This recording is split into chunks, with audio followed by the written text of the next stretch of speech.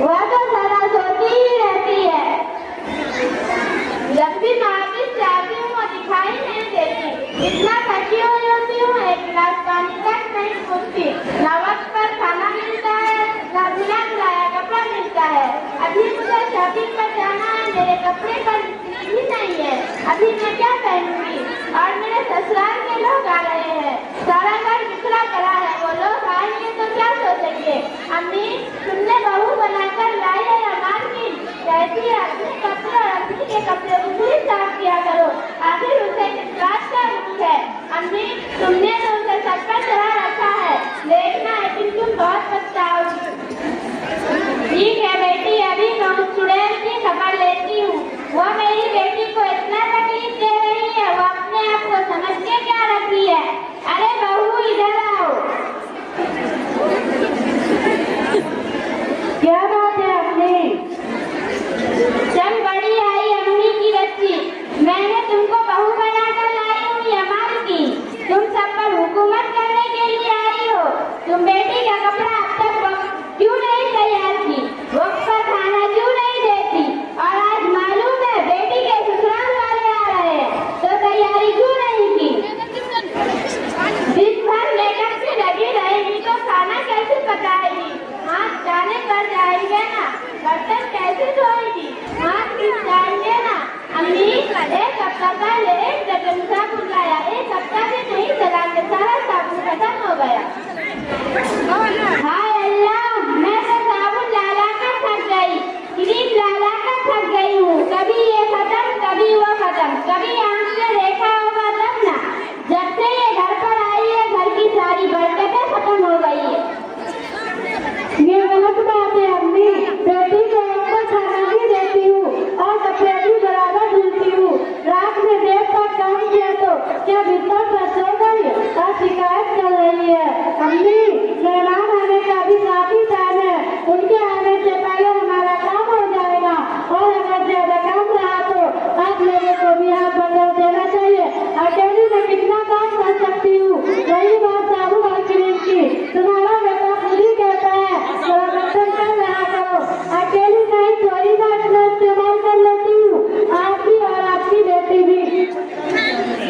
अरे मनहूस, तू कौन होती है मेरी बेटी के बारे में बोलने वाली? तेरा बाप लाकर देता है, एक कौड़ी का सामान तो लाई नहीं। हमने समझा आएगी, करेगी, खिलाएगी, लेकिन तुम तो सारे घर पर कब्जा करने के लिए आई हो। देख ले, अब तेरा यहाँ कुछ नहीं चलेगा। तो आज ही अपने बाप को फोन कर और बोल, मुझे टीवी, फ्रिज और जहेज का सारा सामान चाहिए। और आज के बाद मेरी बेटी का बिस्तर और किसी भी सामान में हाथ नहीं लगाएगी।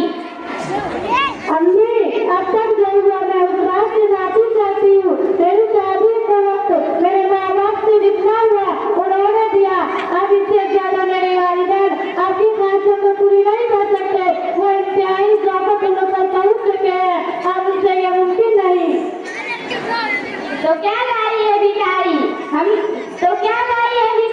अगर एक महीना के अंदर सारा सामान नहीं लाई तो देख ले तेरा क्या हाल करती हूँ।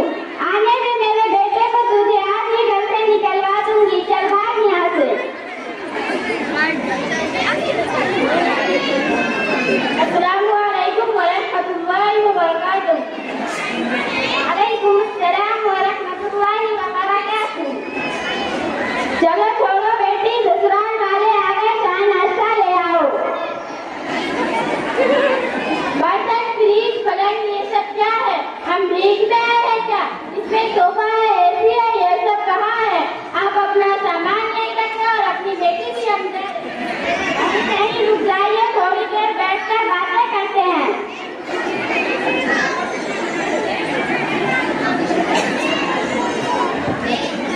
अरे आप लोग ये क्या करना फसाद मचा रखे हैं? देखो आपा, आपकी यहाँ की औरतें कितनी वादा खिलाफ होती है। शादी से एक साल पहले कह रही थी दहेज का सारा सामान दूंगी, अब टाल मटोल कर रही है।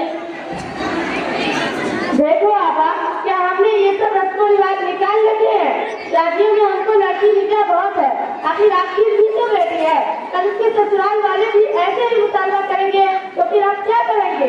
अगर यही सिलसिला चलता रहा तो एक दिन तीनों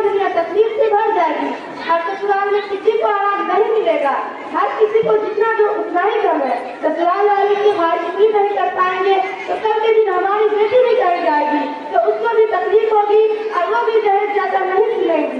पहले तो हमें ये सोच लेनी चाहिए कि जिसकी भी बेटी हम अपने घर लाए हैं वो हमारी भी बेटी है। अगर हम अपनी बहू को बेटी समझेंगे तो हमारी बेटी भी बेटी समझी जाएगी। तो दहेज का मुतालबा पूरा न करने की वजह से 10 बहू के जगह पे इंसान खुदकुशी कर लेता है।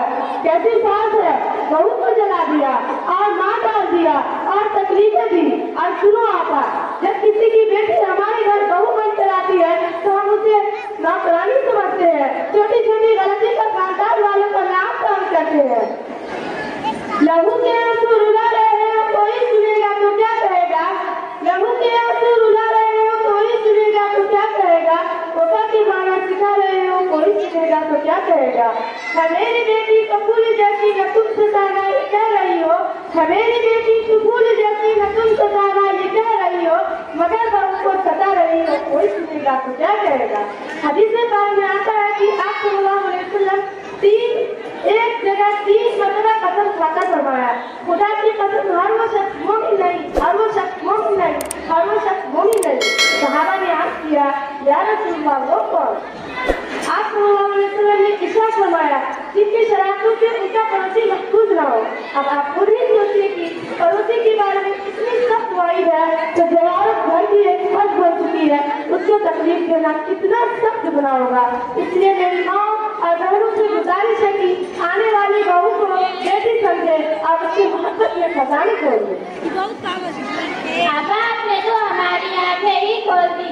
अब तक तो हम अंधेरों में थे, एक दूसरे पर तहमत लगाने और दलील करने में लगे हुए थे। आपा मुझे माफ करना, मैंने आपसे दहेज जैसी घटिया चीज का मुतालबा किया।